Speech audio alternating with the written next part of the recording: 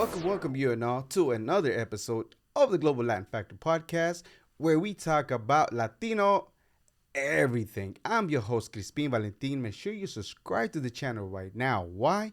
You have nothing to lose and so much to gain. This amazing empowerment of the Latino community right here on your screen or on audio. So subscribe and follow. Today we have an amazing individual, Dr. Angelina Ix-Ik Londoño. She is an amazing individual, has an amazing story, battling dyslexia as she was growing up to getting her PhD. I definitely know you're going to get inspired. And now to the episode.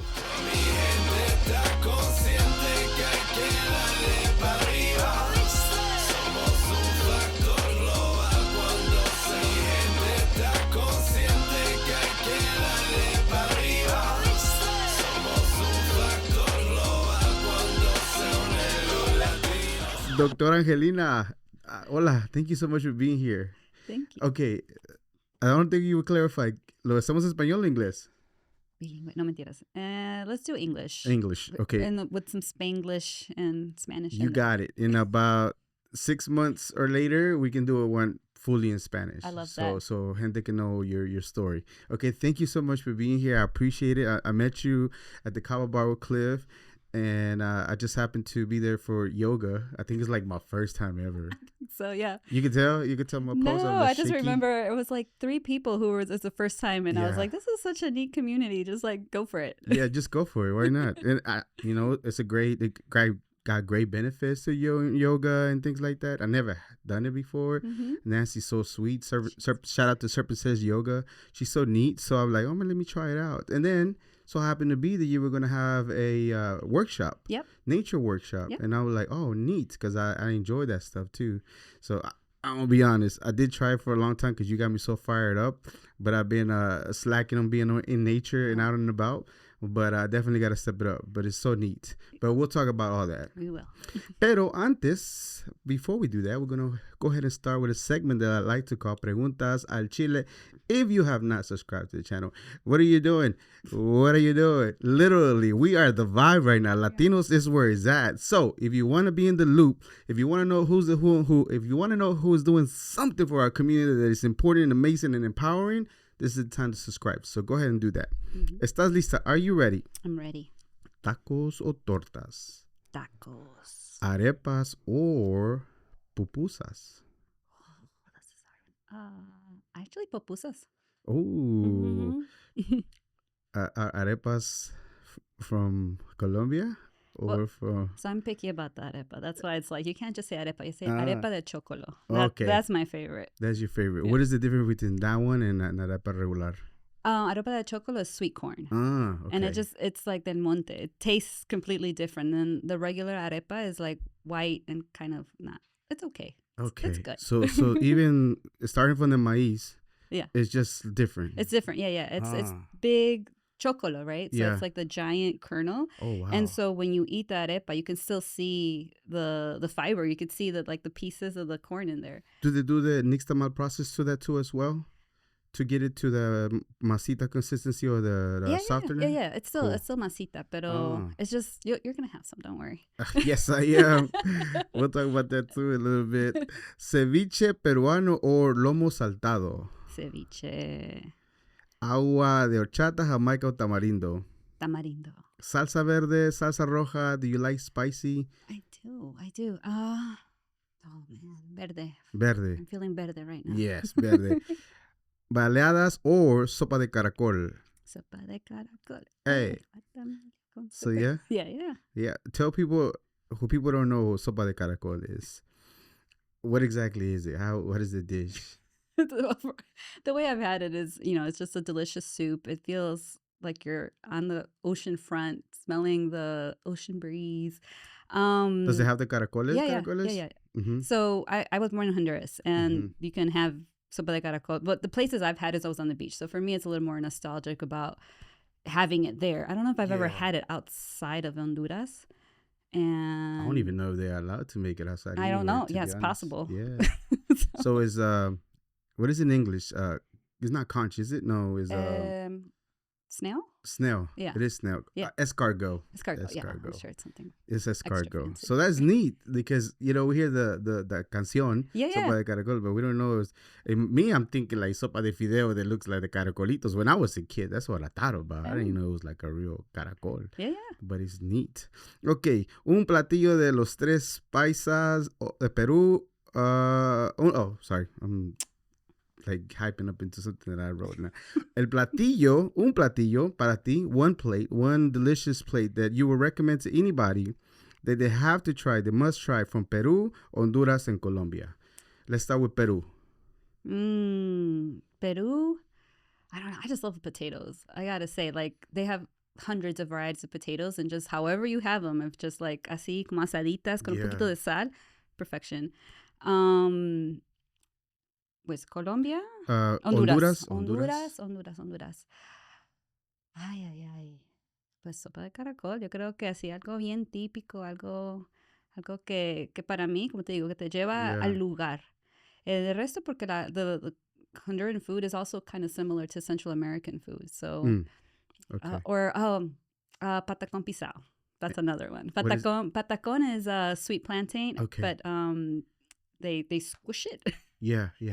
And then they just put like the different either meat or vegetables. I don't even know. It's just like everybody makes it a little different, but it's that sweet plantain, nice and salty. Tostones is what other people call it as well. But tostones en la República and Puerto Rico. Yeah. Mm-hmm. So we use like people make their own recipes at home. Yeah. And that's how you probably should have it. Yeah, and they have like different little sauces that they put on it. So sometimes it's like a pink sauce, like a mayonnaise and ketchup. Sometimes it's with ajo. Sometimes it's just like a buttery, I don't know, kind of delicious saltiness. Yeah. So like I said, and it's street food as well. So when you're going down the street, you're going to have different vendors prepare their specialty. Nice. Y luego Colombia. I know you say arepas, but if you have another one that you can pick, what other one would you recommend people that you have to try this? Like, this is like, it's going to take you to Colombia immediately from the first bite. There's so many. I mean, for me, honestly, it's the fruit. Like, and there's so many wonderful fruits, but I love mamey. Zapote, which actually mamey is the one you find more here. It's zapote. That's the one that's similar taste, kind of like the papaya flavor, but very like just sweet and delicious. Okay, so I know zapote. The zapote that I know is the green in green leaf or a green peel. Inside is black. Oh no! And it tastes sweet. That's something not different. Completely different. Yeah. Okay, so it's a fruit. Yeah. Okay. Zapote. So yeah, it's way different than the one. That's what I'm saying. I love like the way Latin America has like a different name for every fruit in every different country. Yeah. And you're like, wait, what is this? So okay.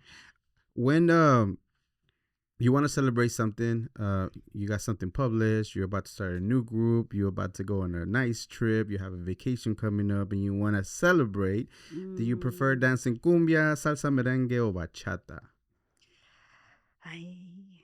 Or maybe one that I don't even have listed as a possibility. Well, to celebrate it, I have to say I'm a big bachata fan. Like I just like the rhythm. But sometimes one of my favorite genres is called kizomba, and it's kind of like a little bit like bachata and tango mixed. Like it's still very like sensual and beautiful, and the beat is just like the music is beautiful. So kizomba would be kizomba, but I don't get to dance it that often because it's not that popular. So I dance it at home. Your husband? Yeah. Get down there. We took kizomba classes. We gotta get some steps in. Let's go. When you hear the word Latino, Latina, or Latinx, what is the very first thing that comes to mind for you? I would honestly say, I think color, like vibrant colors, even if it's in the fruits, if it's in the clothes, if it's in the earrings, just in the homes. Your dress. My dress. Definitely it's from Colombia. Yeah. But it's just like our flags, right? Like there's so much color and vibrancy. When I think Latino. I can't pass this without asking you about the Super Bowl halftime show. Yes. It's like, whenever I ask this question, it's like exactly what he was relaying on that. Yeah. Not only Puerto Rico, but in general of like how happy we are, how family oriented we are, all those things that we do. For you, I don't know if you got a chance to see it or not. I did. But how was your experience watching it and living that moment at that time? Oh, I was just such a proud Latina. Like, I love hearing the music. I love the camaraderie of like everybody.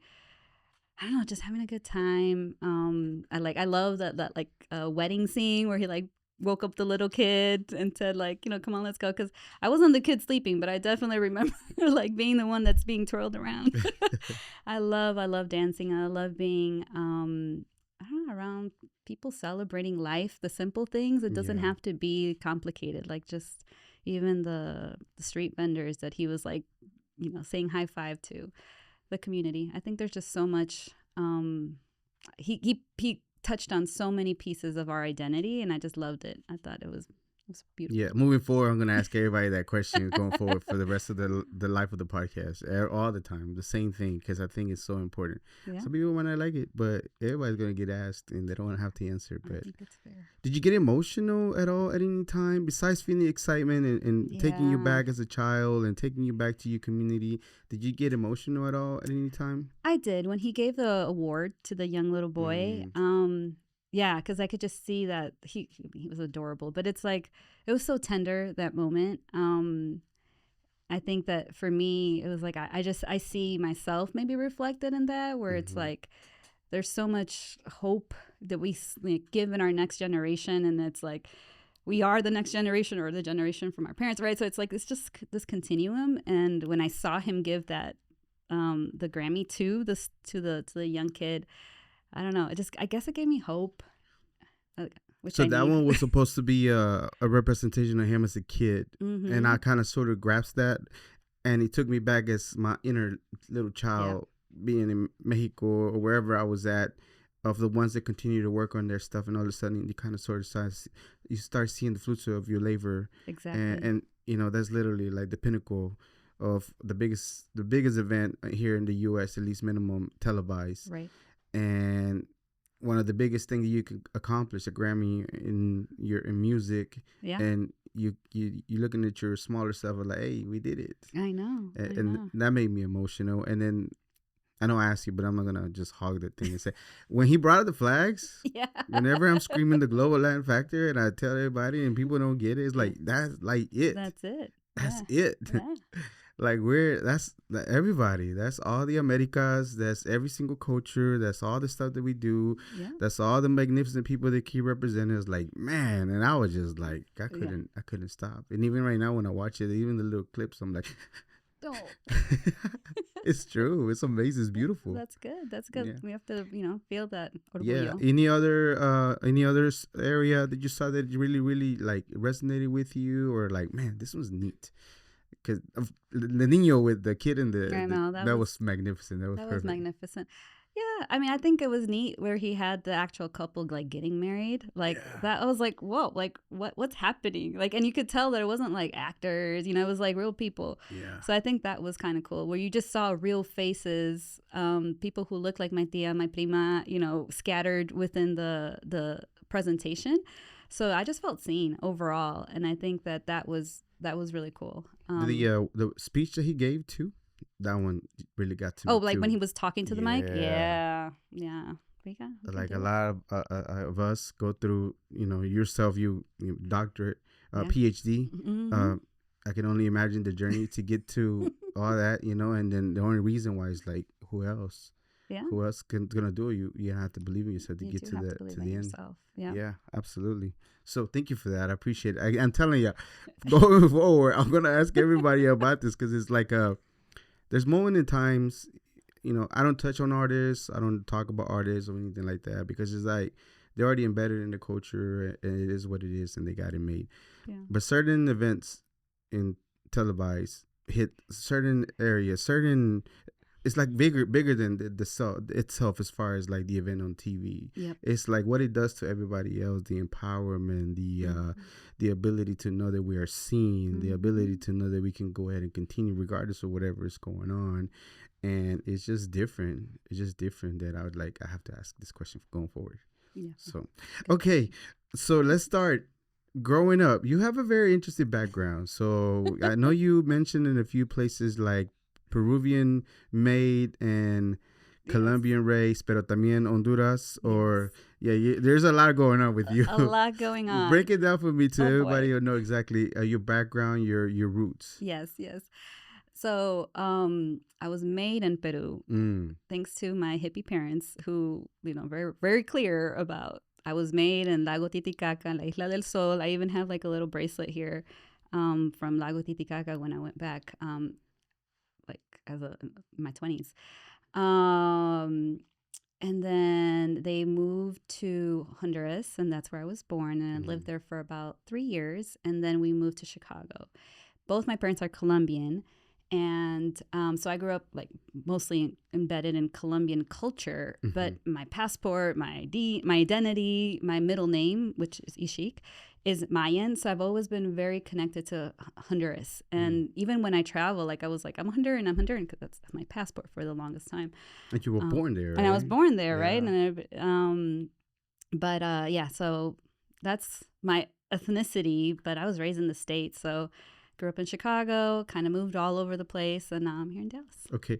So when did you move to Chicago? Were you a kid? 3 years old? Yeah, I was a baby. You was a baby. Okay, so conceived in Peru.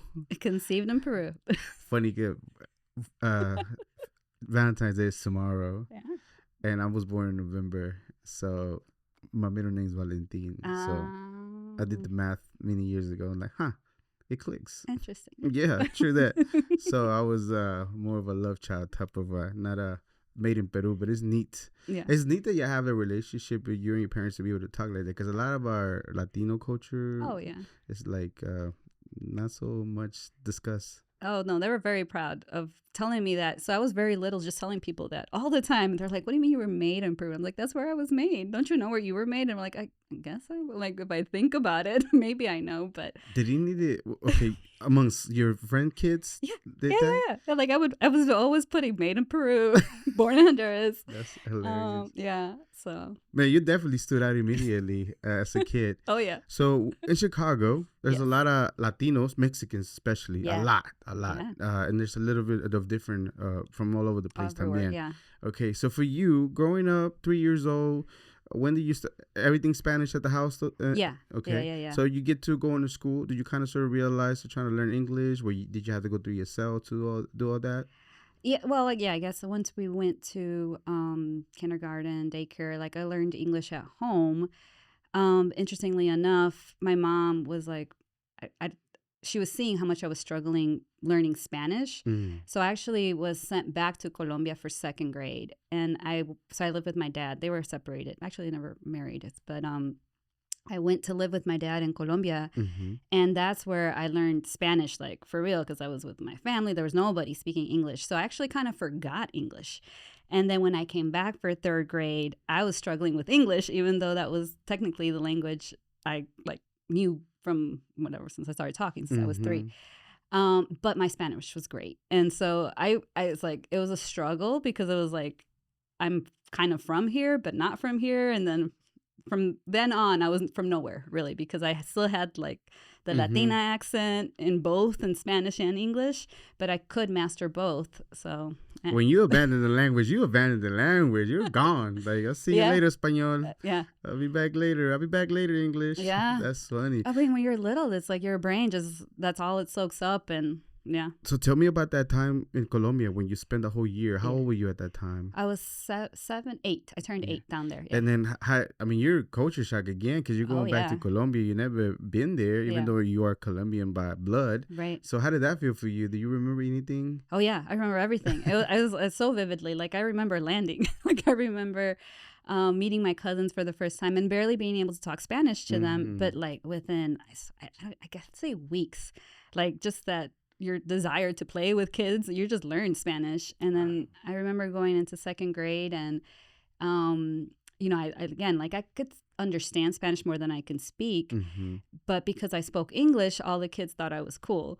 And I was like, but I don't know. I don't know what's going on around me. Yeah. And they would have me like tutor the older kids in English for pronunciation, and then I was like barely learning Spanish in second grade, right? So they put you to work? Yeah. Well, I don't know if work. They just thought it was kind of neat that they had a student, because it wasn't like a big school.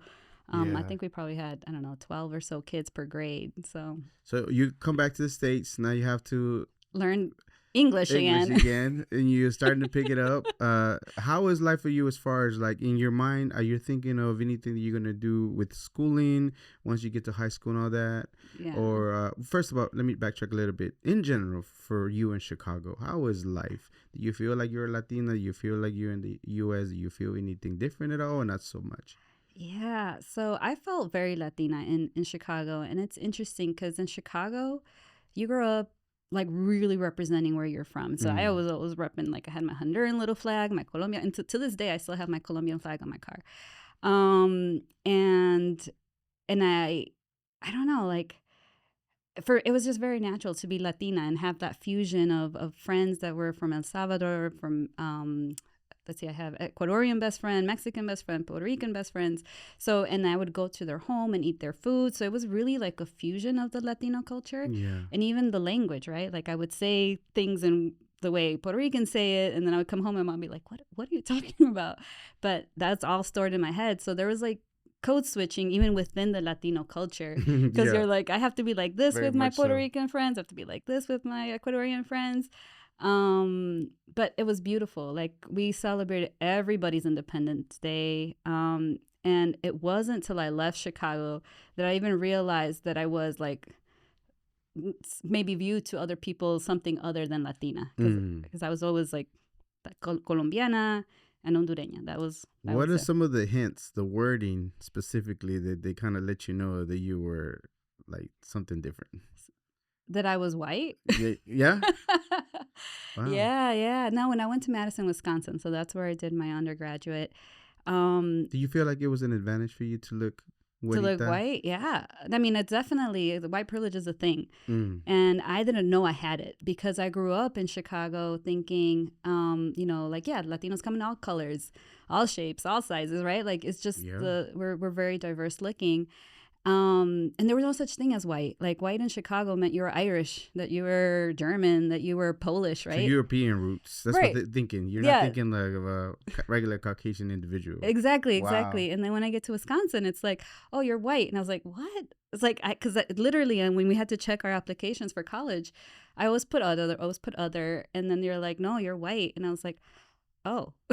Did somebody correct you on that? Yeah. I mean, white. Somebody brought the application to you, like, I'm sorry, you got this wrong. No, not the application itself, but when we were talking about just, I'm trying to think, what was that conversation? It was like we were signing up to be part of the honors program. I think we were like signing up, just paperwork, and you had to, and there was like no option. It was like black, white, Asian. And I maybe they had other. I think maybe they just had those three. And I was like, "Where's Hispanic?" And they're like, "No, you're either white, black, or Asian." And I was like, "Okay." Wow. Yeah, so that was a little bit of a shock to me. So much so that I got pretty like taken back by the whole concept of white privilege and what it meant. And like, oh, suddenly it's like I have all this privilege I didn't realize I had. What do I do with it? I felt like guilty. Then I felt like I can be that bridge. Then I felt like I don't want to be part of this group. Like it was a whole thing.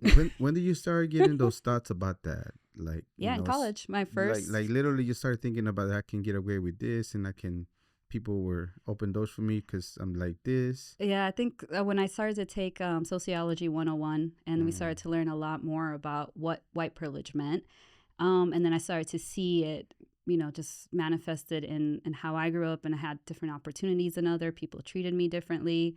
And why didn't they treat my friends the other way? And it's like, so you start looking back and you realize, some of my friends who are a little more tan, people were either meaner to them or didn't give them the same opportunities. And I was like, that's not right. Like, so yeah, it was hard. And then I processed aspects. So then I realized, oh, I can be a bridge, right? Like I can bridge the cultures. I can talk both languages. I can do the code switching and bring everyone along as long as I can. It's not always possible, but yeah. That's interesting. That's awesome. I mean, to realize to you, because again, we are different colors. Everything, Yeah. güeritos, morenitos, you name it, we probably have them. And some people are just so stuck in the look of it that they just go off of that. Yeah. And then not realizing that then Latina have all the privilege in the world, they don't even know. Well, they don't know. That's funny. Before backtrack just a little bit more. Before you got to actually college, when was the science something that you wanted to get into? Because I remember in college is when you actually figure out that you had a not learning disability but learning difference as far as the way you learned. Correct. That you kind of sort of saw it throughout going to school when you were younger, but it didn't really come into fruition and diagnosed until you were in college, right? Correct. Okay, so dyslexia. Correct. All right. Is it because of that the science were more of the thing that you wanted to do, or did you just really like science and the degree that you were going to get into? Yeah, that's a good question. For me, science has always been like, I'm fascinated by the natural world. And it was just like, how do I do more of this? Was it zoology? Is it biology? And then when I discovered genetics, I was like, and I discovered it early. So one of the first books that I read, in Spanish. Just one, like, let me remember that correctly.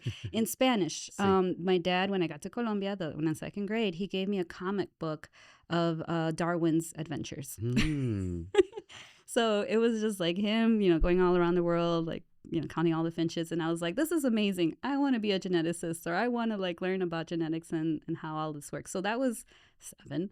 So I wanted to be a scientist like Darwin for as long as I can remember. And then, I made that happen. That's what I majored in college. Yeah. So, but the dyslexia piece, that was always a struggle. And I think that's a little bit of part of the language piece where it's like, when I'm immersed, that's me. That's what I can do. I'm very a visual learner.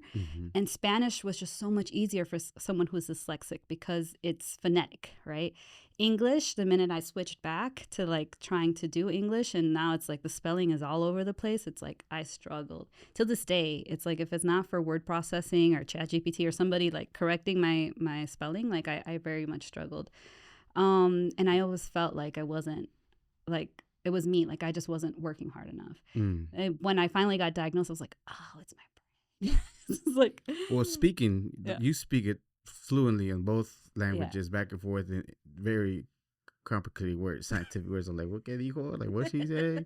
But like, as far as speaking wise, you're so good. I know in the writing part is because of the way that you learned is a little different. But man, as far as when you speak it, I'm like, wow, that's pretty cool. I appreciate that. Yeah, absolutely.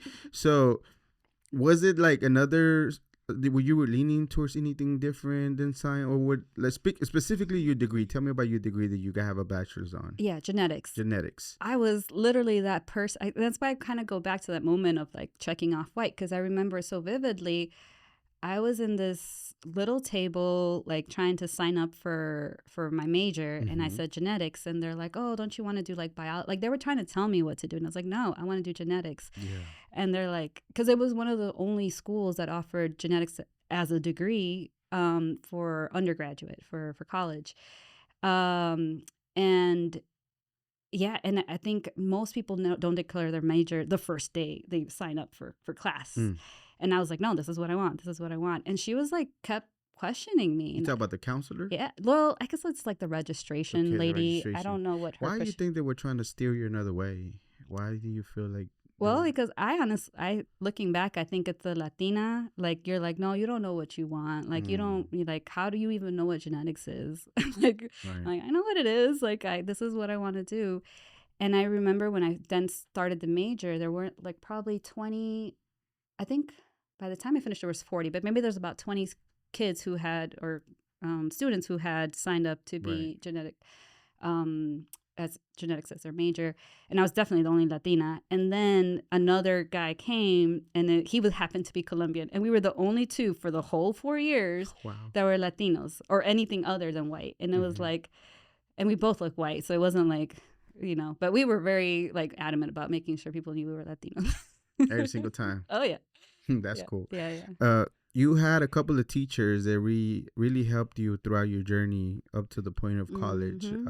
I don't know if you want to give them a shout out, because Oh, I remember my last podcast with Misael is like a lot of times we don't give shout outs to the people that actually believed in you, right? Yeah. Like Tiger Woods had somebody that believed that told him you can do golf. Or Michael Jordan had somebody that told him you can do. Brady, they had somebody that told him like you can be this, you can do this, right? Yep. So for you, it was like even though you were struggling, somebody saw the potential in you. A few teachers you were like, oh yeah, you can do this, and they helped you out. Absolutely. You remember who they were? Yeah, Miss Lois Legal.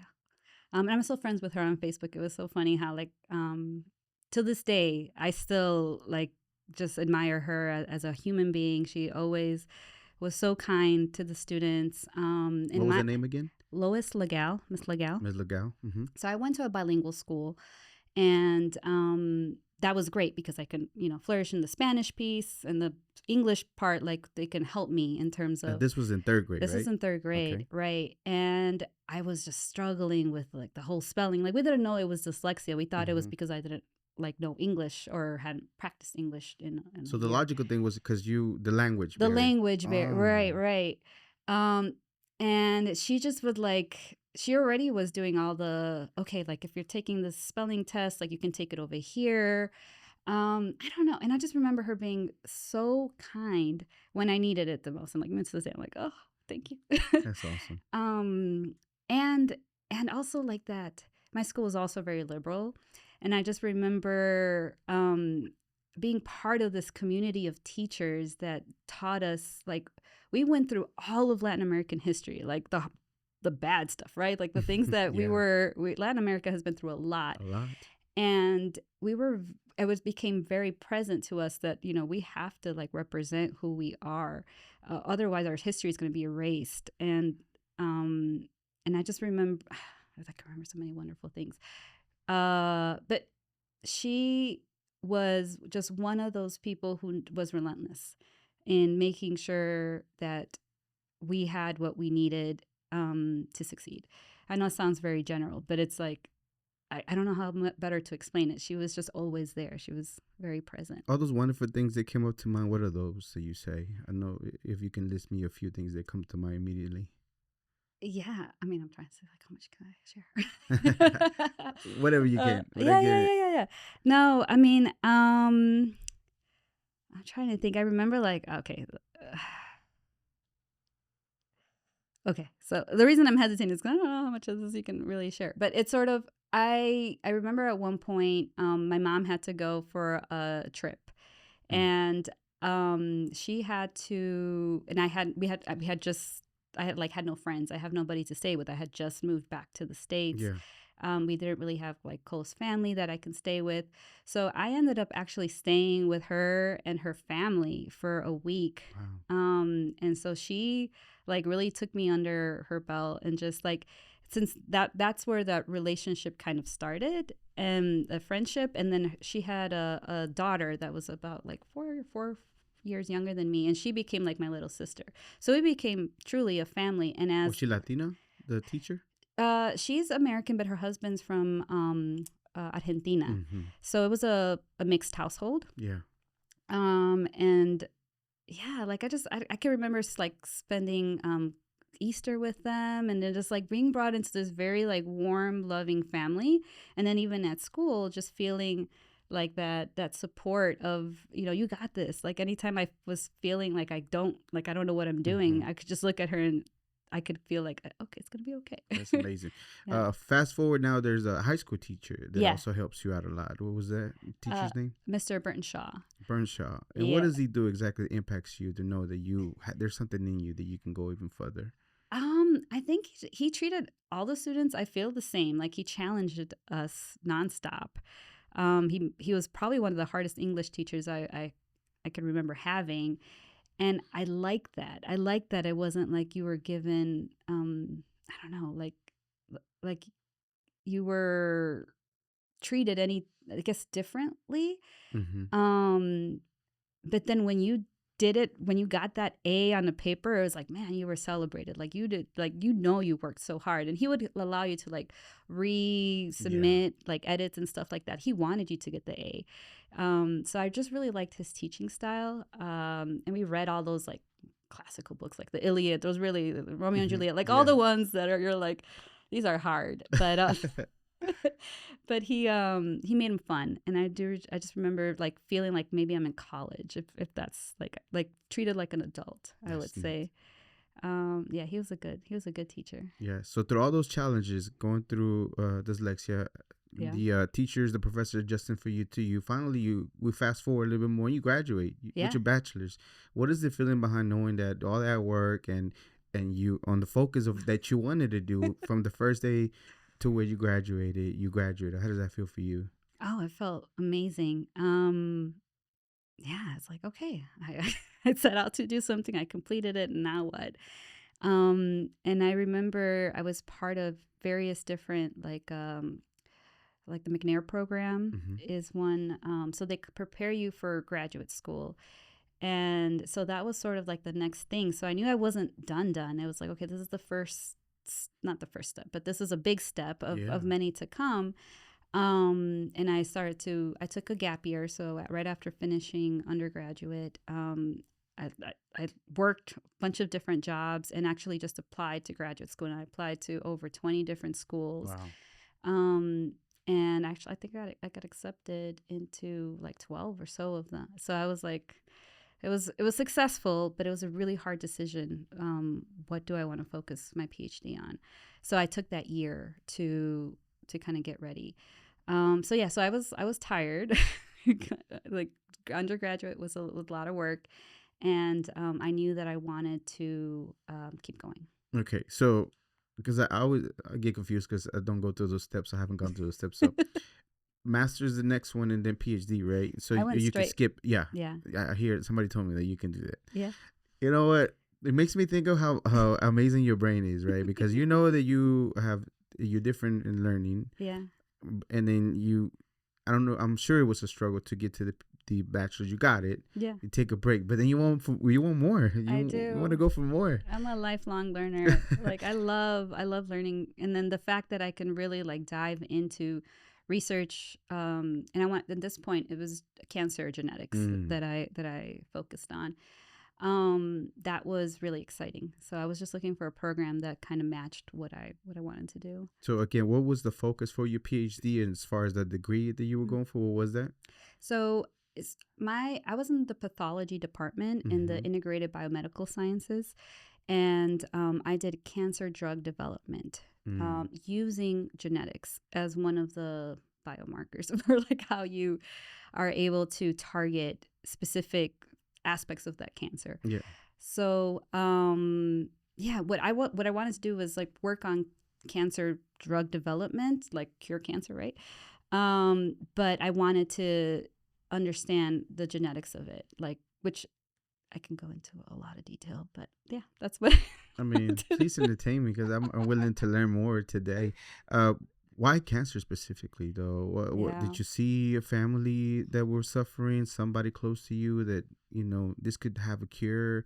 And without knowing anything about the science, I know that genetics is very imperative, because we all different. Like your Latino culture, your Latino upbringing, your Latino diet is not the same as a European diet, right, and everything else, right? Yeah. So even though a lot of times that particular diet gets pushed on Latinos, it's like, man, I grew up with frijoles, tortillas, and all that. There's not the things that, or the other things are foreign to my body compared to the things that I grew up in. You know what I mean? Yeah. So narrowing it even closer to the genes, it will be something that it will be very common to me to learn that you have to look into that to be able to know how to cure cancer. Right. It's a blueprint. At least for me. Yeah. No, you're on it. I mean, that's at the end of the day, genetics. My PhD on it. I got you. Just kidding. But so it's a blueprint, right? Your DNA is that blueprint that gives the directions for what your body's going to do and how it's going to do it. So what ends up happening in cancer is that message gets messed up, and that cell that's supposed to grow into a skin cell or a stomach cell or something. Yes. Something gets messed up on the genetic level, and then it starts growing uncontrollably. Sometimes it grows just big, and you can take it out, and that's where that's somewhat curable, but sometimes it grows and it spreads through the body. So at each stage, it's basically acquiring new information, but where is that information coming from? It's the genes. It's changing that message. So what I was trying to learn was what are those changes that are happening at what stages of the cancer development, and can we find drugs to stop that change? In a nutshell. I mean, I got it. Like, I appreciate the way that you explain stuff easily to other people that kind of understand how or what happens, because it's true. You just hear cancer and don't understand why it does this and that. Yeah. So in your findings of the study that you were looking into, was there anything in particular that you kind of sort of saw more common than other things in cancer patients? Well, so interestingly, I work with breast cancer and ovarian cancer. Okay. And interestingly, those two cancers genetically are very similar when you start seeing what things are happening that's helping them like grow. It's similar genes.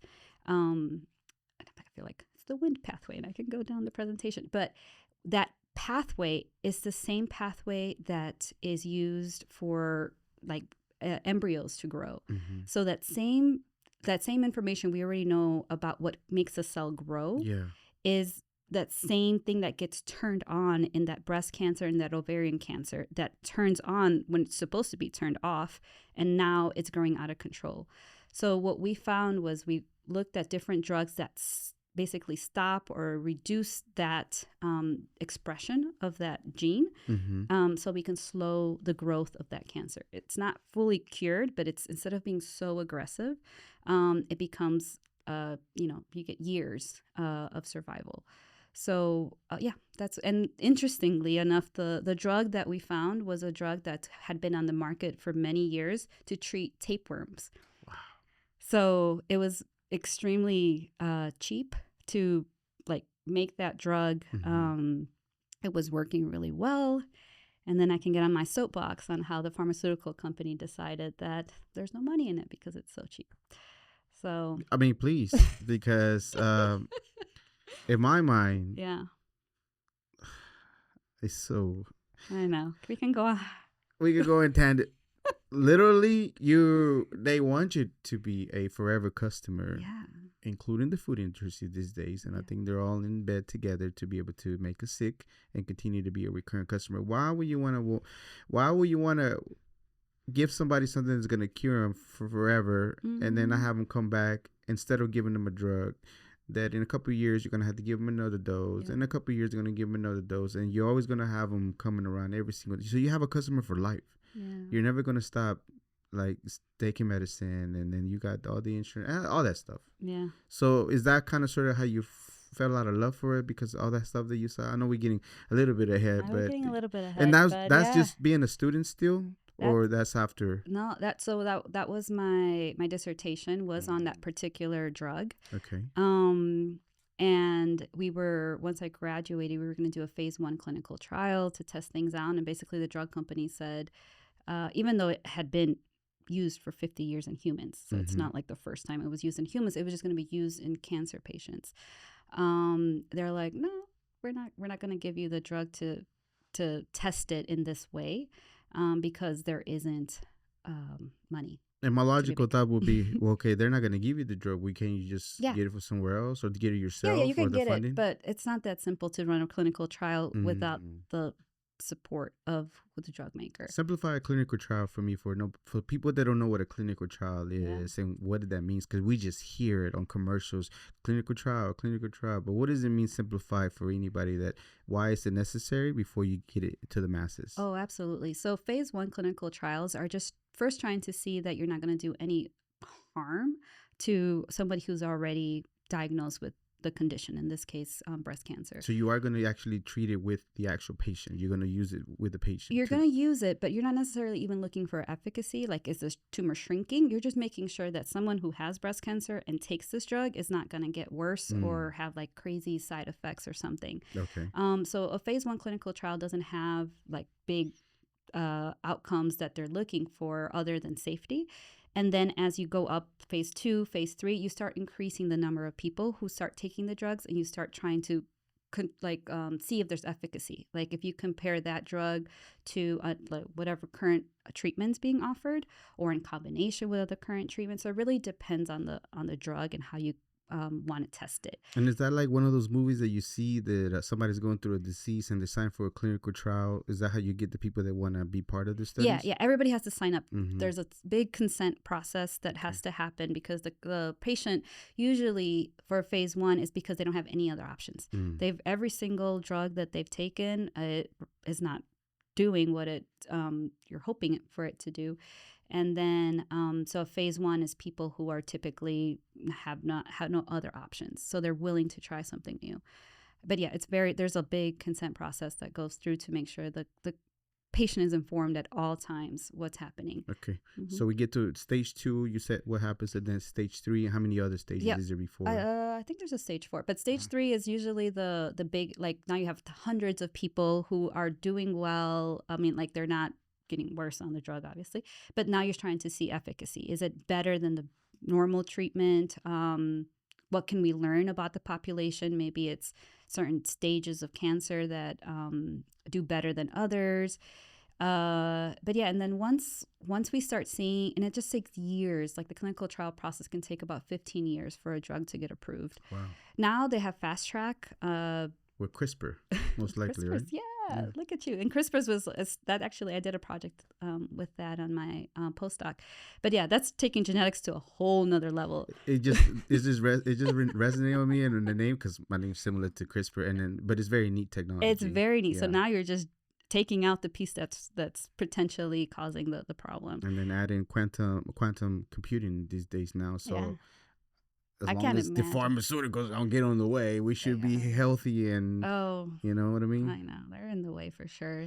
Okay. Being a student, working so what is the paper you prepare? What is it called? The dissertation? No, what's it dissertation? Called? Okay. What does that mean exactly? And that's just required for you to graduate, right? Correct. So that's 2 first author publications and a 100-page manuscript that puts it all together into a big story.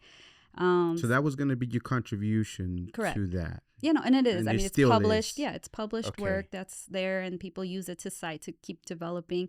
And I kind of keep up to see, like, has it been able to, like grow in a different way?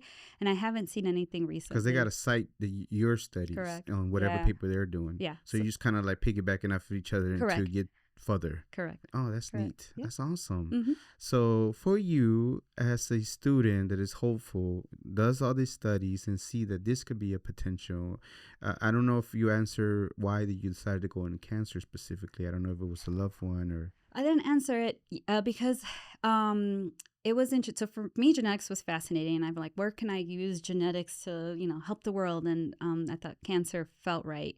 And then actually in the middle of my first year, when I was trying to, this already in graduate school, I was trying to figure out which lab I wanted to go into. And one of my best friends, her mom got diagnosed with pancreatic cancer. And within 6 months, she passed away. And we were just like, how did this happen? Like so fast. And it was just devastating. And I remember feeling like I need to do something about this. So pancreatic cancer became like my passion. But unfortunately, there is not a lot of funding for pancreatic cancer because people don't live very long. And but out of all the different types of cancer, pancreatic cancer has the least funding. So it's one of the worst ones. It's one of the worst. Exactly. It's just honestly not enough like advocacy around it. Is it because it's so rare or? No, it's not that rare. It's not? It's like, I don't know if it's at least the 5th most common. I have to check now. Things keep changing, but it's definitely one of the deadliest. It's wild to me to think that it's one of the fastest, and you wouldn't want to focus solution on it because it's quicker to try to treat it instead of any other one that takes longer. It's hard to treat. Yeah. It's just people once they get diagnosed, not a lot of things work. It's very short. It's rare that somebody kind of lives past 6 months to maybe a year. So just thinking the deterrent is probably because there's not enough examples or long enough for them to even try to get into studying it because there's not a lot of examples of people. Yeah. That's probably maybe why they. Correct. It's like as we see, like with breast cancers or other types of cancers, when you have people who can survive, then it kind of grows. Like, okay, let's continue to fund, so that there are more survivors. But I feel like when I've worked with pancreatic cancer, and I work very much with the PanCan, Pancreatic Action Network, there was just like once a family member passes away of pancreatic cancer, like the whole family is just like devastated. And there's like no, like it's almost like they're shell shocked. Like they don't know what to do, and they don't want to like keep living that memory of the person passing. Because it's so fast. Because it comes so fast. Yeah, it's like you were so healthy, and then you're gone. And it's like, and it's very hard to see your family member like deteriorate in months. So yeah, it's a scary one for sure. So there's no funding in that. No funding. So then I'm able to do breast cancer research where there's a lot of funding for breast cancer research. But meanwhile, I'm always like doing some pancreatic cancer work in my lab. Like anytime somebody needed, I became an expert mouse surgeon. So I would do all these little surgeries on mice for pancreatic cancer, and it was I don't know, it was the way I could still be helpful, but my project was always breast cancer and ovarian cancer. Remind me of the school that you went to, that you accepted, and the lab. University of Alabama. At Birmingham. Okay. Yeah. And then is there a particular lab that y'all go of? Is the whole university is like a whole field, or I don't know how it works? Yeah. So I was in like I said, in the pathology department and the radiation oncology. Okay. So yeah. So you graduate, PhD, fast forward, how many years did it take to finish it? 6 years. 6 years. About 5.5, 6 years. So you're in there and you're enjoying everything that you're seeing, you're doing. It's a passion that you're, again, just for the things of you focus. When you hyper focus, it's just like go. Like, do you look back and you realize how long it's been, 6 years, and all of a sudden that you're about to graduate? Or did it? I loved it. Yeah. I loved being a graduate student. I love being a postdoc. Yeah. So Birmingham, Alabama is a great city. I'm not calling it a town. It's a city. It's a big city. And yeah, it's like I felt like I was having fun all the time. Like in the lab, I had great lab mates.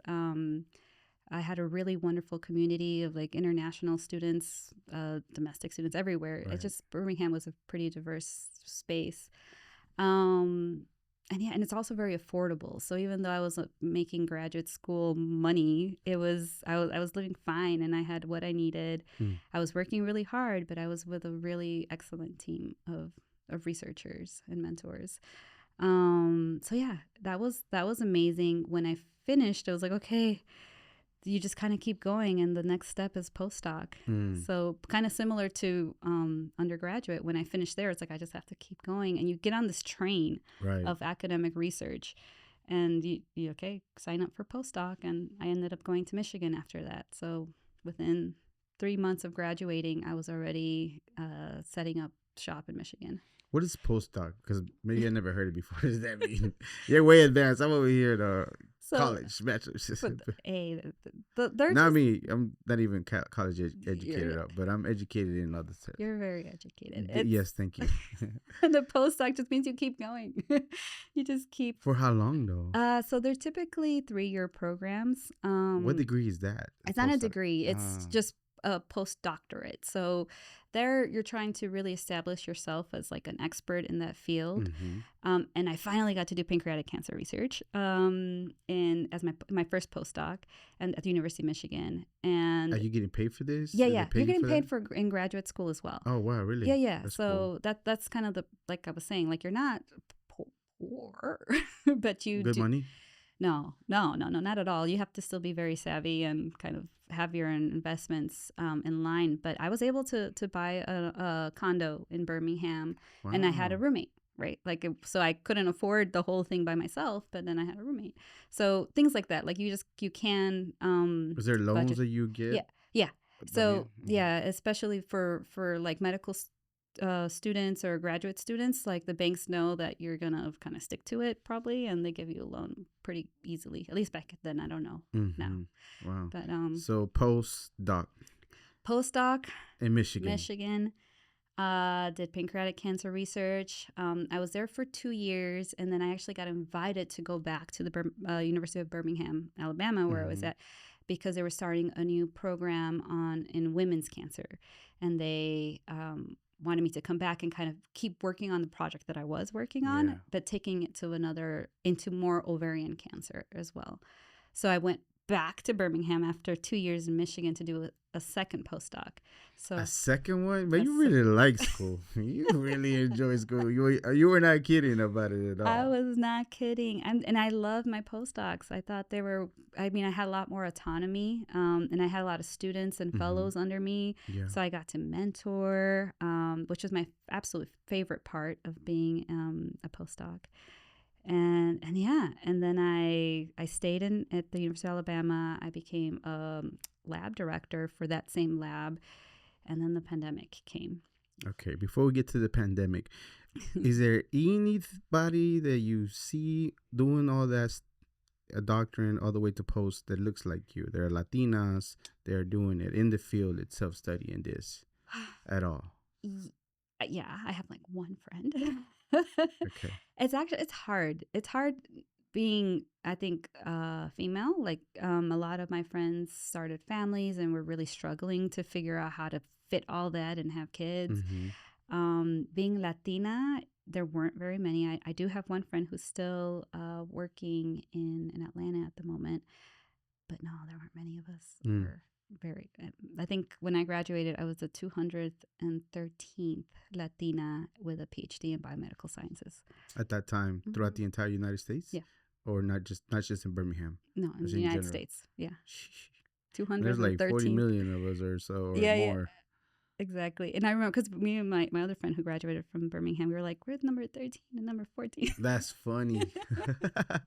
Okay. So pandemic happens. Yes. You're doing post-op. You're starting to see things in the medical industry and in the hospitals that you're working in. It's just not something that you're like wanted to continue working, right? Can you tell me about that? Yeah, no. I mean, it started in graduate school. It was like, okay, there's this pharmaceutical, giant that basically wants nothing to do with moving this research forward.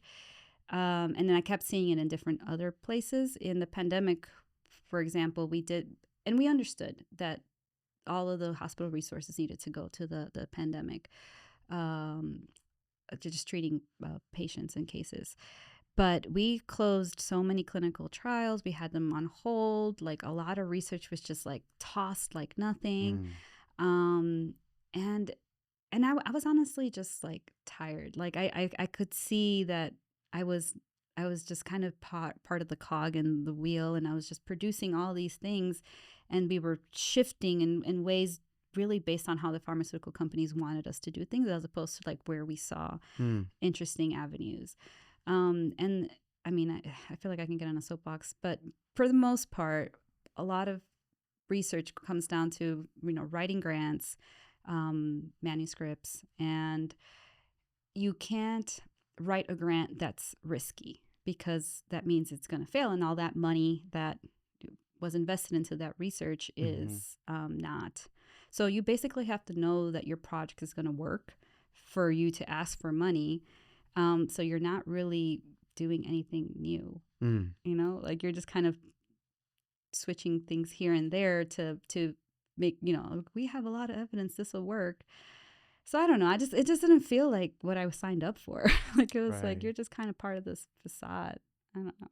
Not that all science is like that, and it's not, but I was seeing a trend that I wasn't happy with, and it wasn't just vibing with me.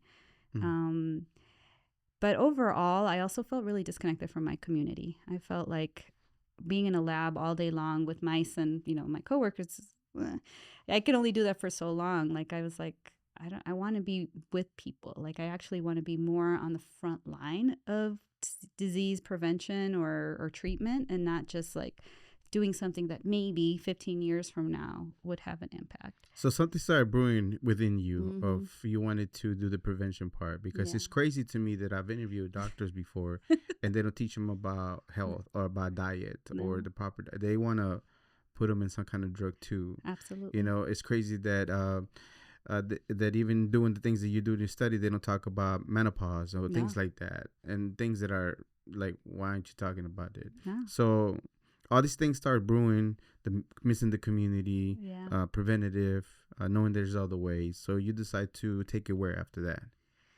So during the pandemic, I started just really noticing like my own kind of mental health not being the best. Everybody, right, was kind of going through that, just like reevaluating what's important to them.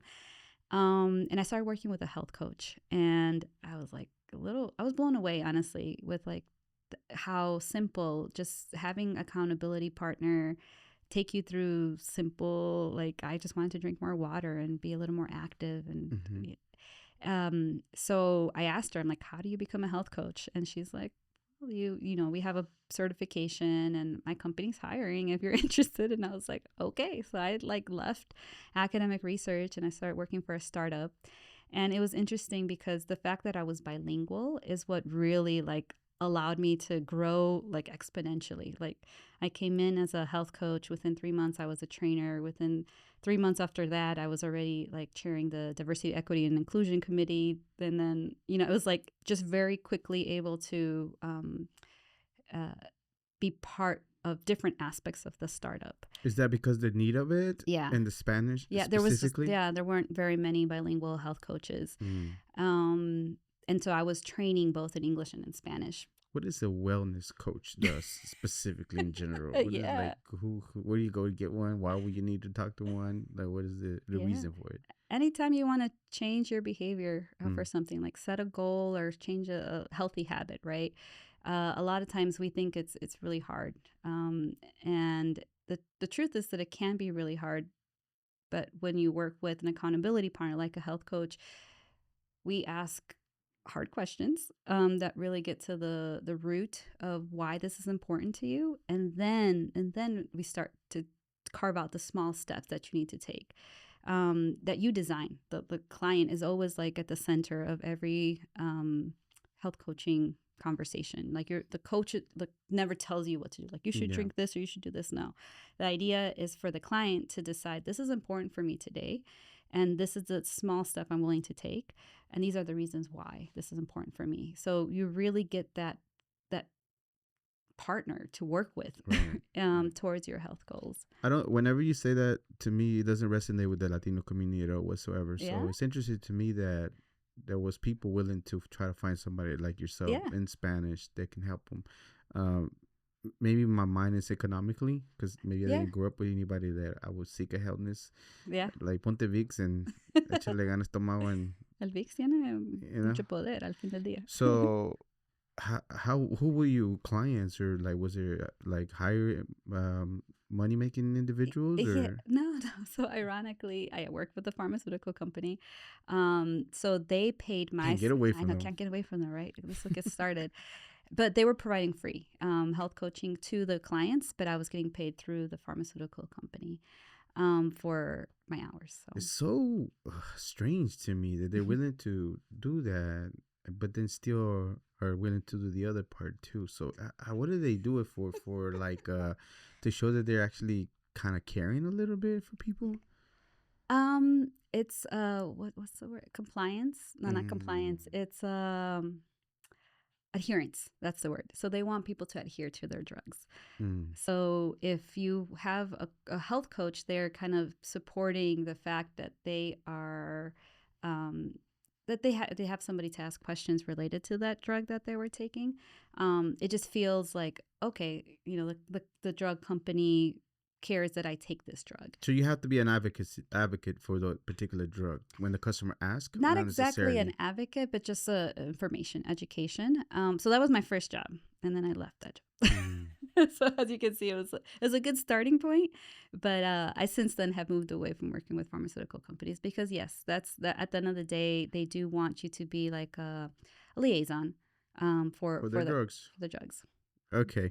So now you get to working on your own company. You become an entrepreneur. Is that any of the things that ever you thought you were going to create your own company? Or is that it was just a necessity for you to do it too. Yeah. So after working with several startups, I realized like, oh, I think I could actually do this. Like, okay. Were you working with the self-starters doing the same wellness coach? Yeah. I was doing wellness coaching, but I was like a director of programs. So I was, organizing workshops, recruitment, training coaches, and training just interns and all different avenues. So I learned very quickly. So those 3-4 years of being in the startup world were informative. But I was like, okay, I think I need to slow down my pace a little bit and do this for myself and do it the way I want. Because there was, like I said, there's pieces that didn't still connect, right? And I think I could do this differently and better and more aligned for our Latino community. And then maybe pull out the pillars that I felt were going to be interesting for people to consider. Okay, so the pillars for your company, which is the pronunciation sometimes you got this. But it's health and wellness, Ix-Ik. Yeah. Correct? Ix-Ik, health and wellness, yeah. And Ix-Ik for you, it means something, right? What does it mean? It's my middle name. It's your middle name? Yeah, it means breath of life in Angelina Maya. Ix-Ik? Angelina Ix-Ik Londoño. Londoño. Yeah. Okay, so you decide to do that, health and wellness. Correct. And your pillars are for you, as far as for your company. What do you kind of sort of focus on? Yes. So the key word is connection. It's connecting to yourself. And what does that look like? Connected to yourself. What does that mean to people that don't understand what that means? Yeah. A lot of times we spend a lot of energy meeting other people's expectations of ourselves. What should I be doing? Or what has someone else told me I need to be doing? What you should act like, what you should look like, what you should eat, how you should work out, things like that. Or how your body should look, right? Let's talk about, for women, there's a lot of pressure there. So with the first pillar being connecting with yourself. Okay. Who is Angelina? Who is Crispin, right? Like, what are the things that are important to you? Back to that inner child, right? To our Bad Bunny concert. Right. Like, if you could talk to that inner child, like, what do you want them to cultivate as an adult? Don't make me cry right now. Just kidding. But it's true. It's true. It's true. So it's connecting to that inner self. And I think it's hard and it takes work, and it's incredible once you start to do it, what can happen. Right. But yeah, so that's my first pillar. Okay. The second pillar is community. Community. Why? Because I know that at that time you said you were missing community. You're in your lab hours and hours, and all of a sudden, what's going on? Because since the beginning of times, we always been in community. Correct. Being out of community is unnatural for a human being to do that. Absolutely. So did you kind of sort of start feeling that, and that's the reason why you wanted to do community and be community, have community? Correct. Okay. I felt it myself, and there's a lot of research. Tell me about the research, specifically about the importance in community for your wellness and your health. Well, there was a big Harvard study that came out. That's the Blue Zone study that you've probably heard of. There's a lot of Netflix shows talking about it. But yeah, they looked at all these different markers of longevity, of people living happy lives and living in healthy bodies, right? Not just long lives, but when they're sick, it's like long lives and they're thriving. And what was the thing that was the kicker, right? Like what made the difference? And it wasn't genetics, which I was like, oh, after all that, right? It wasn't even money, which I was like, oh, socioeconomics, right? If you have access to all the things, all the drugs, you're going to be better. It was community. So if you feel like you belong, you're going to be healthier for longer, and you just have a better quality of life. What happens in your brain whenever you're in that place of community? What happens? What did the people see, or what did the study showed? Yeah, you feel seen, and your story is told. You're not isolated in the little, corner of your bedroom looking at your phone, right? Like it's about when you're truly in community is when you're doing this, having these real conversations, telling your story. And it's interesting because some people could have maybe complicated chronic conditions, but if they have somebody, a partner, a friend, a caregiver that's there like helping them through it, they can do well. They can thrive for much longer than the person who maybe has all the drugs and all the things, and then it's not, but they don't feel connected to anybody. Wow. So it really does come down to feeling like you belong, like truly feeling like you belong. So how do you cultivate that, especially now where we are, I think, becoming more and more isolated for various different reasons. A lot of people, I guess because they see some of the same studies, throw community all over the place, like this and that, kind of like the family thing of sometimes manipulative as far as like, oh, we're family in the workplace or we're family here and there, but it's not really that. No. But all those people throwing the word community around, when you're talking about community, what do you specifically mean? Yeah, it's like it's a sense of belonging. Okay. It's like you're in a community and you're feeling like the people around you understand aspects of you, not the whole you. I guess what I meant is more of in the sense of like your family. Is it a group? Is it a place? Okay. It could be anybody. Anybody. Of course, it sometimes it's easier with your friends, and sometimes your family, but sometimes not. Really, your friends are people who you're choosing to be in your community. Mm-hmm. But it's your neighbors, your coworkers, and your family. And the Latinos already have that kind of embedded in us. Mm-hmm. And that's the Latino paradox. I don't know if you've ever heard of that. Please enlighten me. I love this. One of the reasons why I started doing the podcast, so I can be educated more. There you go. You know, one of this, I'm just going to give myself a PhD from so many years of doing it. PhD in podcast. You're going to get this. You're going to learn so much. Okay, what is the paradox? The Latino paradox is because when we look at population health studies and you see, the Latino community tends to have some of the worst outcomes chronic diseases. Yeah. I forgot what right now we're like, I think, I should know all these statistics, but I don't. But we definitely have in terms of hypertension, cholesterol, obesity, diabetes, right? Mm-hmm. Like they're rampant through our community. However, when you compare a Latino individual that has, 3 chronic conditions to a non-Latino counterpart, they're going to do better. And you're like, what's happening? It's like, it's because they have support. It's because when you're sick at the hospital, your family's going to come visit you. They're going to bring you la sopita. They're going to bring you, going to check in on you. They're going to make sure that... You know what? You saying it. I seen a meme about it. Whatever it's like, the doctor said just one visit and the whole family is inside the room. It's so true. It's so true. Like any of my family members ever gotten sick or ended up in the hospital for whatever reason, ahí estamos todos. Ahí están todos. And, and they're praying for you. They're, echándote bendiciones. Like, and it's real. All that stuff counts. All that stuff makes a difference. So it's like, oh, it's a Latino paradox. It's community. It's community. We come through for each other more so than other cultures and other, yeah. That's so true. All right. Third pillar. How many other pillars do you have? There's 4. 4. ¿Y cuál es el cuarto? Bueno, el primero era connecting yourself, then community, then culture. So culture is so that's 3. That's 3. Okay. So culture is related to community in some way, but a lot of times it's maybe more identity. Okay. Whatever that identity means to you. I think a lot of times we spend, again, energy, other people defining that identity for you. And I think culture is just one of those interesting things where it's like there's so many stereotypes about what your culture should be.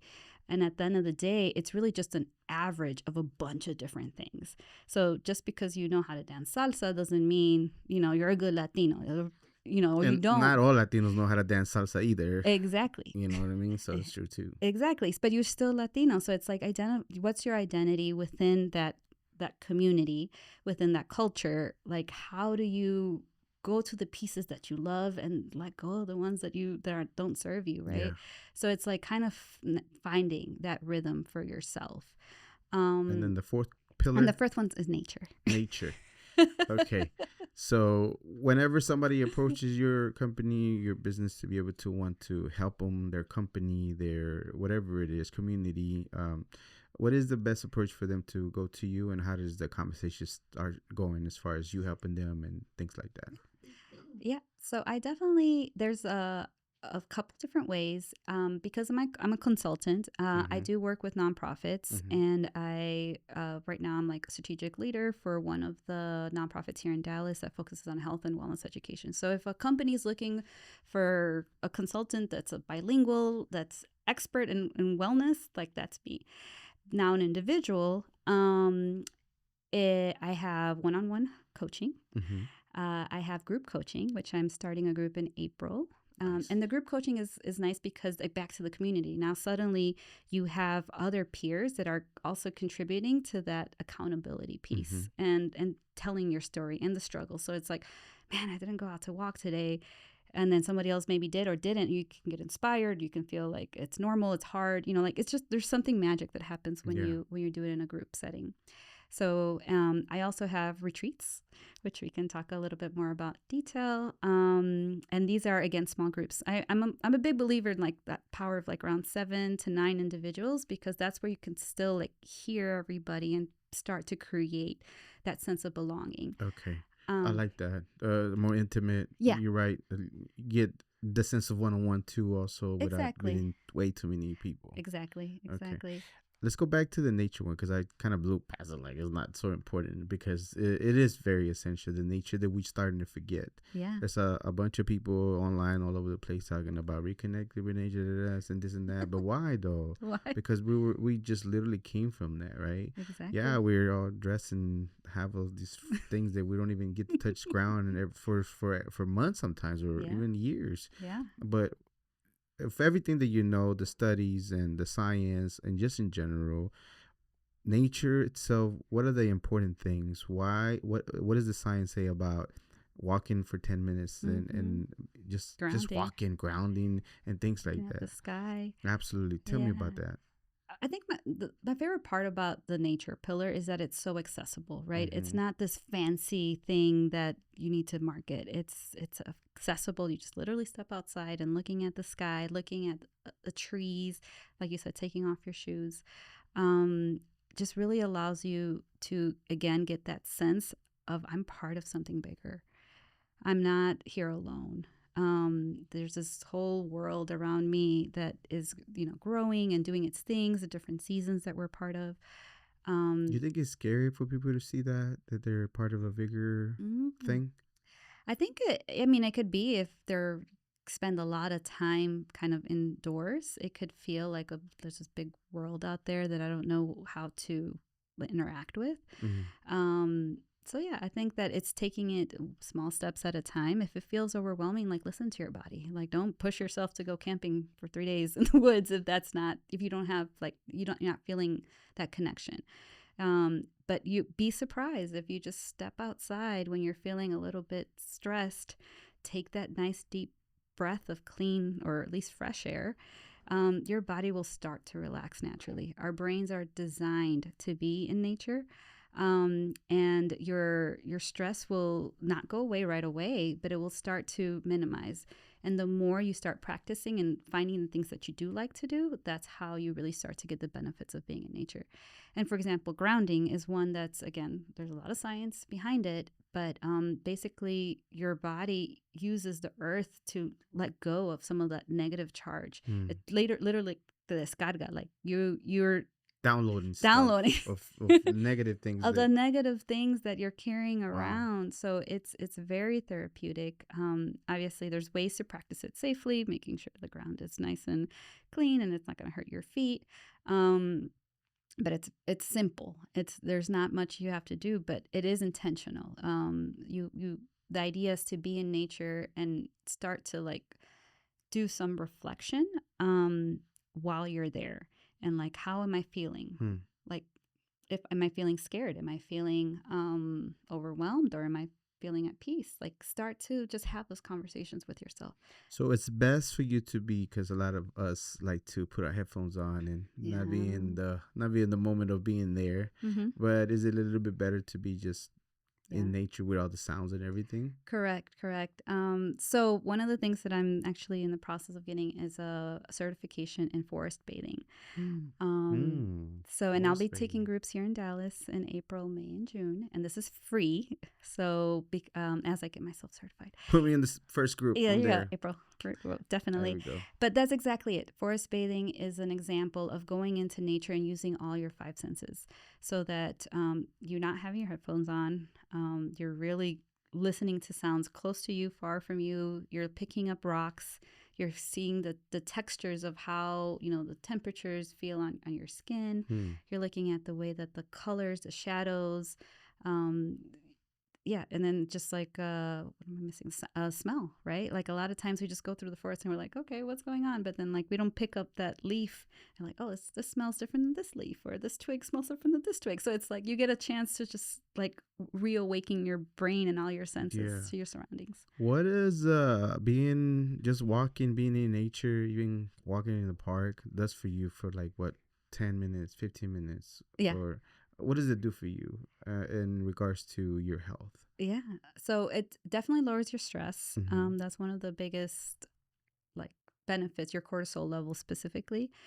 And then your immune system. That's the one that really gets the benefits. So there's quite a few scientific studies that have looked at your T cells, and those are the ones that are going to fight infections. And when you are in nature for at least 20 minutes, and especially if you're in an area that has a lot of trees, you're starting to see your immune system through these T cells start to go up, meaning they're like basically little soldiers that are coming around and kind of just doing the perimeter check, right?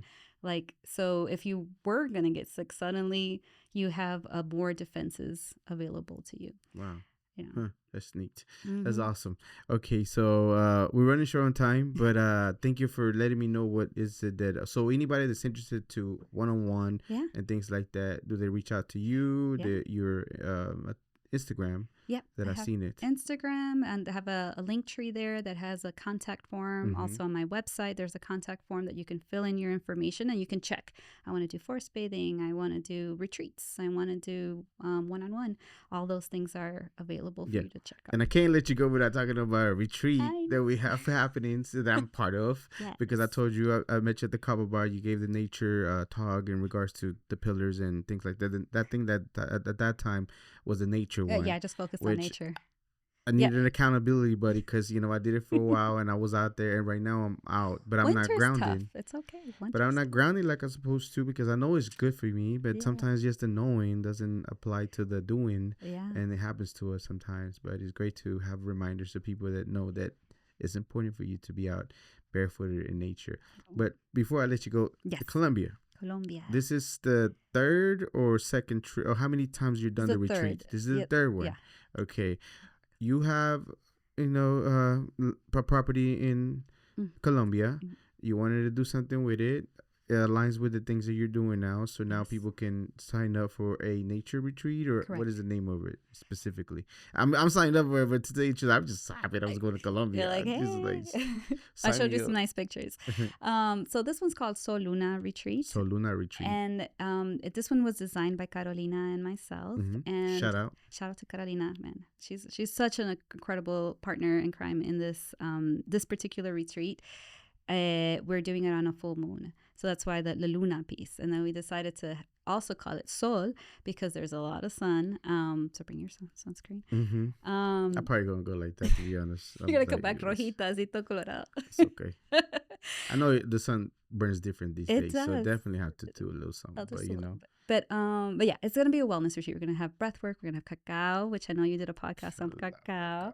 We're going to have kava. We're also going to have some delicious food, just great opportunities to connect. We're going to do some ecstatic dancing, which is like kind of dancing, moving your body freely, kind of releasing some of that stored energy. And then we're going to see the beautiful town of Guatapé. So you get a little bit of the culture, a little bit of the community, a little bit of nature.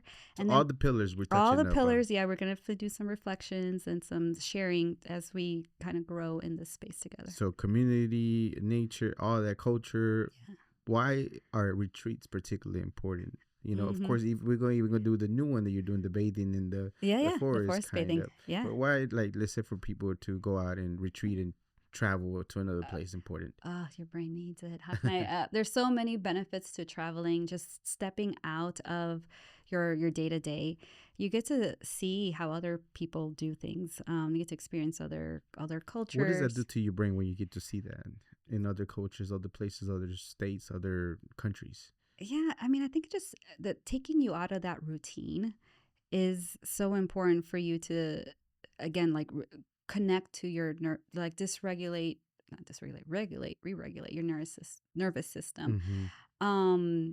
I'm trying to think. I recently read like this really cool article, and I'm trying to see if I can pull out any information from that. But traveling, the fact that you're just not by your day-to-day task, everything feels like it's in, I don't know, 4D or whatever, right? Like it's like suddenly the sunrise is like that much more cooler. And you maybe haven't noticed a sunrise here in Dallas in months, or hopefully maybe not that, but you know what I mean? Like the little things start to become more present.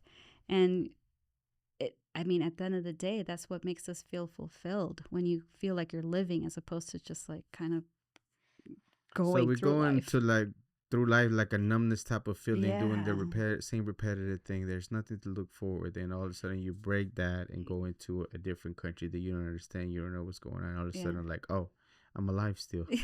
You're still alive. But, and I guess the beauty of a retreat itself is that it is somewhat catered, right? Like you're going to have people that you either know or you've met through other ways. And then you're coming together with this shared purpose. So it doesn't feel as vulnerable as like just traveling by yourself. And yeah, you don't have to worry about anything. You have your lodging, you have your food, you have your transportation, all the things that are like logistics that maybe can make a trip stressful, like that's gone. So that's where the wellness comes in, where you just arrive and everything else is taken care of. And then you kind of design the rest of it for yourself, what you're ready to step into. That's neat.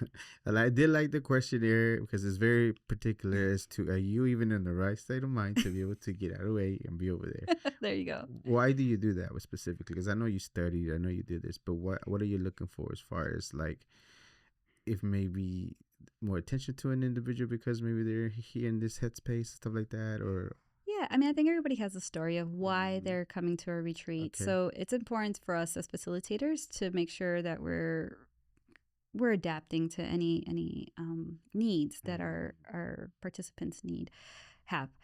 And then the questionnaire itself, I think, comes a little bit from my science background. Like I would love to see if we're coming in, feeling a little stressed or disconnected after this retreat, is there any shift?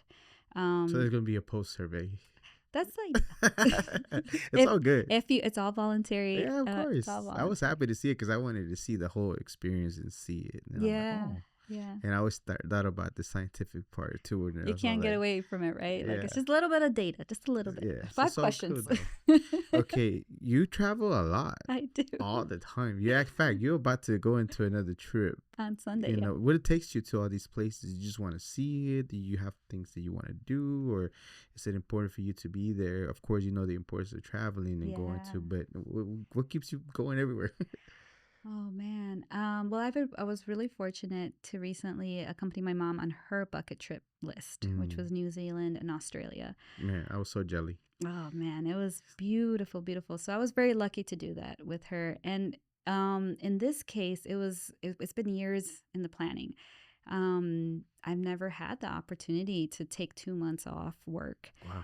So I was like, okay, this is the year. I can do this. I can plan around it. And I did work very, very little, but I got to enjoy it with her. And it was just such a gift to be there with her, to see her, like, we saw... Yeah, New Year's over there. We spent New Year's there. Wow. We spent Christmas. We spent my birthday. Nice. Happy belated. Thank you.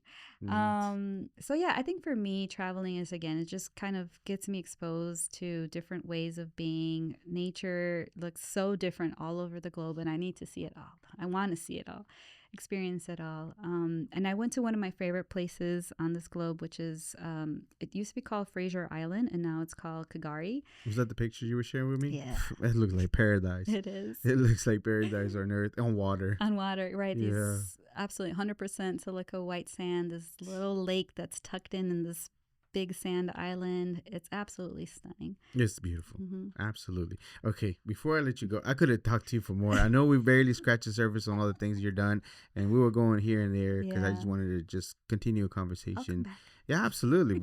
En español. En español, por favor. But before I let you go, all your social media, everything that you have going on. I know you have an event going on that I've seen your picture in a flyer.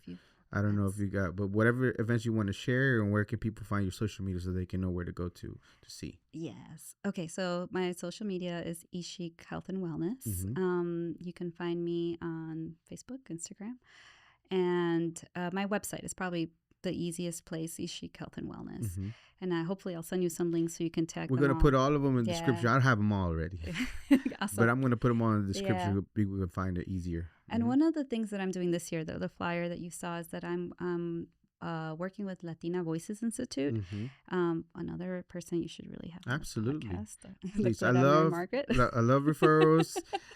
I do screen people to kind of sort of see if we kind of sort of align and be good. I feel like a few people I should really take their advice that they're good to go. And I trust you. So well, the Latina Voices Institute is a movement, and it's that I'm wearing my little pin right here. That's amazing, by the way. Yeah, lovely. It looks like little pan dulce, right? And it's so empowering to be part of this community, and I'm their wellness guide this year. So I lead a monthly meetups virtually, and then we're also going to have a retreat here in Dallas through the Latina Voices Institute. Awesome. So so again, come check out my page. I'll have all the links there. Some of the events are free. Some of the events you do have an investment, but it's another way to stay connected here in Dallas, or actually in the United States, because we have a lot of people from other places. Yeah, absolutely. I've seen it. Very neat. So best of luck to y'all. If I know it's Latinas, but if anywhere I can. No, and allies. And allies. Okay, so maybe I can sneak my way over there. Hey. I know you've done plenty of podcasting. You're not new to the podcasting world and being out interviewing. But is there a particular, when you were on your way over here, you're like, I wish you asked me this, or I wish we touch up on this. Anything that you were passionate about, like I really want to be asked this question. What would it be? I really want anything? To ask this question. I think going back to your first observation with the Super Bowl, right? We got that inner child that was sparked, I think, for many of us when we saw that award being given. What would I tell my inner child, my young self? And I think for me, something that I struggled with a lot growing up, I don't know if it was because I was bilingual or because, I'm coming from so many different cultures. I always felt like I was behind. Like I needed to catch up, that feeling of like, I want to be left behind, or, I need to just keep chasing. So some FOMO going on at that time? I guess it's FOMO, right? But it's more, it's as a little kid, it's just, and throughout my life, honestly, I still sometimes even get that little feeling. And it's different that I'm not enough, right? Because it's like, I feel like I'm doing enough, but I'm still going to be left behind. And I now have really come to observe that and just be much more kinder when those feelings start to come up. And if I could tell my younger self, like, more of that, like, you're not behind, like, everybody has a different road, there's so many different ways of doing this, I think that would help me not have that anxiety that I carry sometimes. I always think about the Steve Jobs looking backwards thing. And I always do it for, like, certain things don't make sense going forward. Right. Like, he took the right typography class. He took this class. But it only made sense when he was creating Apple to have the beautiful typography and all that stuff. Yeah. So I love that. Anytime I look at people's life, it'd be like, you were in such a unique environment in Chicago, being here, being there, learning, that you can only imagine as a kid going through all those things to make it sense of, like, you're right, that based on the things that you've seen, you might be feeling like you did, but man, I don't know many doctrines. I don't know many ones that went 2 times to do post doctrine. That I learned a new word today because I didn't even know it was a thing. You know what I mean? Yeah, yeah. So I get it. Yeah. Because of all the things in the environment that you grew up in, all the things that you needed to. But man, you've done such incredible stuff. It's like, wow. Wow. So before I let you go, all your saludos, any saludos you have for anybody in general? This is like the Grammys, right? We're like, where do I start? My mom. Claro. Mi mamita. Mi mami. Thank you for just being so supportive throughout my whole life.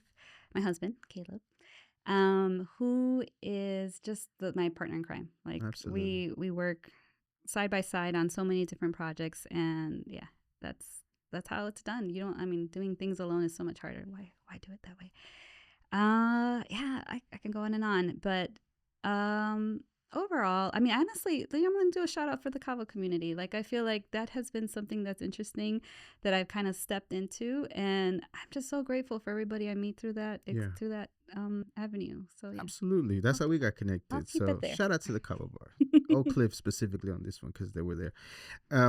What is it? We're going to talk about the PhD in general because, again, I know a lot of little girls or younger girls might not see it. But what was an important lesson that you learned doing your PhD you would tell your younger self that will help somebody else out? What would that be? Ooh. Mentorship matters in those environments.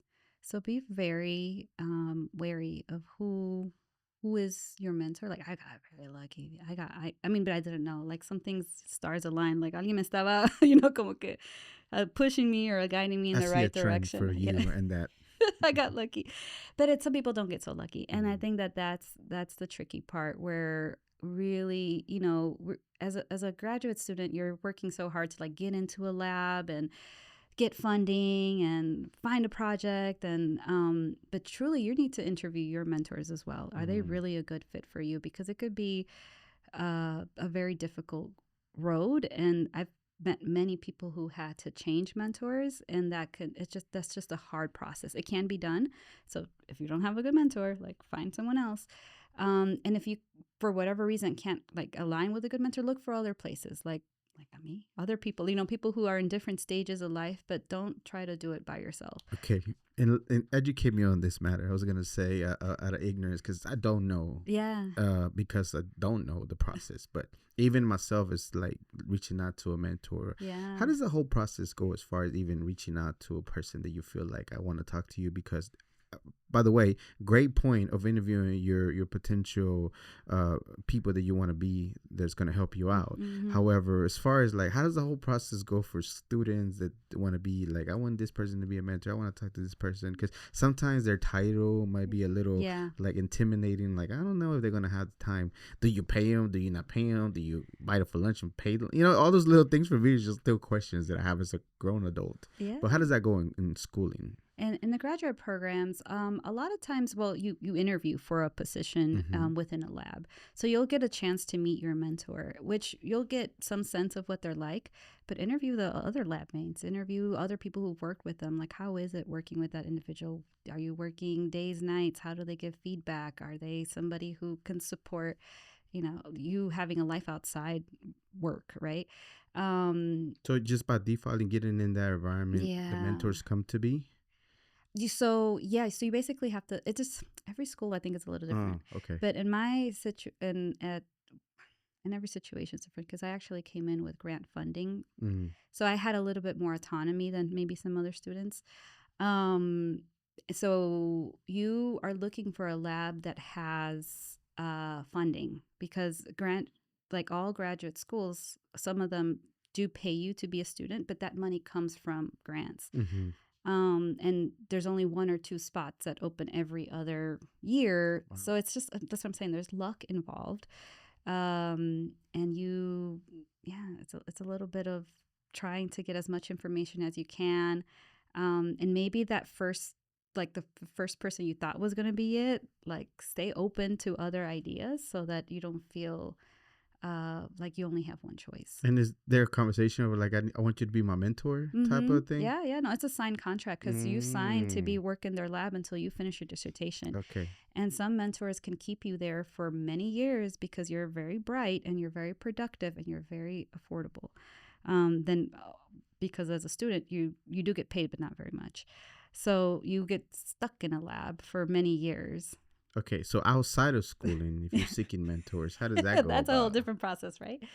Do you still reach out to mentors, people that you want to, depending on whatever field you're trying to, because you always are looking to learn? Absolutely. It's not as formalized, right? So you don't have a contract. Hey, will you be my mentor? But I think there's people who like I've seen who are like doing things maybe a couple stages ahead of me. So I can think of the Cababar, Talitha, right? So she's somebody who's like, man, an incredible, wellness guru. And I see her doing really amazing work within the community. And so I just reached out to her like, hey, can we have some coffee? Can we have some kava? Right. And talk about how's the process for you. And then you just kind of keep checking in and keep seeing how we can grow together, maybe things that I'm doing that I would love some input on. So it becomes a little more casual, I think, as an adult. But I think it's seeking those people who are, doing things that you're interested in. And if it works, you guys could potentially have collaborations in the future. And it goes the other way. So I have actually an intern that's working with me who I feel like she's now a completely vital part of Ix-Ik Londoño when it's not an intern. I met her before, right? Yeah, it's Sayana. Yeah. Nice. She's amazing. She came up to me and she's like, hey, I would love to help any way I can. And I was like, would you like to help me out with marketing? And she's amazing. So I could continue to be that mentor. It's just literally stepping up and saying, how can I support you in your projects? Awesome. Now, do you feel like what you're doing now with your business and that is your calling, or you're still seeking to learn other stuff to be what you feel like will be your calling for you? I do think this is my calling. I feel like, so there's a concept called ikigai, which is it's again back to the blue zones, longevity studies, kind of really looking back at how do you find that purpose in life and what makes you be able to live that long, healthy life. And then ikigai is finding that place, that almost that Venn diagram of where that what you do for a living, it also matches with like who you are as a person and what you can give to the world. And then also the third part is it something that's sustainable? Like, can you make money doing this so that you're not on the streets, right? I feel like I'm slowly carving that out. It keeps evolving and morphing into different things. That's the beauty of it. But being in the health and wellness field the way I am now, both either on the organizational level, working through nonprofits, or literally, in the ground, planting trees, helping people one-on-one, taking people on retreats. Like, I like that diversity. That's where I thrive. Yeah. And the nimbleness part of you able to move around and be flexible to things in regards to life and not fighting some of the things. I think that helps you out a lot. Having the autonomy. Yeah, absolutely. I like that word, even though I'm not fully definition of it, but I like the way you use it. Okay. Yeah. Like having control of your life. Control of your life. Yeah. Absolutely. Okay. So when I wake up sometimes or throughout my month or my year or day or something, I say something along the lines that I heard from a guru. I'm not immortal. I am mortal, and I will die one day. Not to scare me, terrorize me, or fight me, but more of a reality of like, this is not forever. Right. With that, I wish you a long, prosperous life. After everything's said and done, what do you want people to think and feel about your life? That's a deep question. Feel about my life. I guess that I loved fully, because I think that I didn't hold back. I definitely don't hold back. I'm all in, whatever that in looks like. And I think love is one of those places where, I would love to be recognized or known for, the fact that I did love fully. Love it. So I swear, the first time like I saw you give the class about nature, and then like I just know these things, but sometimes you need a reminder of how important it is, and sometimes you need a second reminder just to know that how important it is. To like, I didn't hesitate whatsoever whenever you start talking about the retreat. I'm like, I'm there. Yeah. Like I said, I was gonna go to South America at one point or other, so I'm gonna make it happen. So I'm gonna go. 2 weeks away. So Colombia, we're gonna be heading there very soon, and I can't wait to be able to just be there and disconnect and let time slow down as we're enjoying everything that there is. And even just talking to you, 'cause even after that event, we spent the whole afternoon just talking. Just chilling. We were crying. People were pouring their heart out, which is lovely to see how we community. We would have wanted to stop, but eventually got dark. We had to go on our way. But it was neat. Yeah. And like just having you, your husband, everybody just talking about just in general, deep things, little things, all that stuff was so neat to me. And learning about your story, because just talking to you, I was already just taking notes. I'm like, okay. But then diving into certain things that are out there about you in regards to you dealing with dyslexia, and how that never stopped you to be able to, not even a little bit, to be able to go even for further education, for the further education that you did. So without a shadow of a doubt, Doctora Londoño. Correct. You are a global Latin factor. Thank you very much for being here. I love that. Thank you. This was another episode of the Global Latin Factor podcast. Remember to subscribe right now. You literally have nothing to lose and so much to gain. There's amazing knowledge for this amazing individual doing amazing things in the community right now, empowering our comunidad. We literally are building a community. We have 2,000 subscribers and growing every single day, and it's because of people like you that fortifying this amazing community to know and to tell the world, what are we doing, what are we about, and how are we contributing to the world. And without a shadow of doubt, again, we are just like you. We are people. We are human. We are the spice and flavor in this melting pot that it is the world. Till next time.